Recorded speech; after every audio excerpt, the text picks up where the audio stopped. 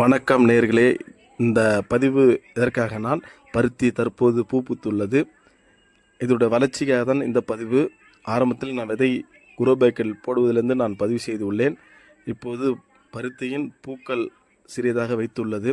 அது மட்டும் இல்லாமல் அதில் ஊடு பயிராக போட்டுள்ள வெள்ளேரியும் பூ பூத்து காய் வைத்துள்ளது.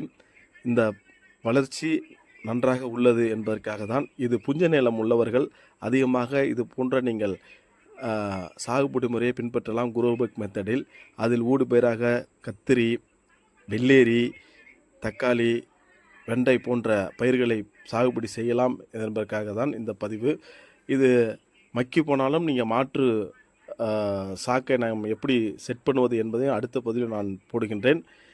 அது மட்டும் இல்லாமல் இந்த பதிவை நீங்கள் இந்த சாகுபடியை நீங்கள் நேரில் பார்க்க வேண்டுமென்றால் தரங்கம்பாடி தாலுக்கா, மயிலாடுதுறை மாவட்டம், பரசலூர் கிராமத்தில் இது இருக்கிறது. எனவே என்னுடைய விவசாயத்துக்கு நீங்கள் ஆதரவு தாருங்கள். வருகின்ற அரசாங்கமும் இது போன்ற இளைஞர்களுக்கு நீங்கள் ஊக்குவிக்கும் வகையில் பல திட்டங்களை கொண்டு வாருங்கள். நன்றி, வணக்கம்.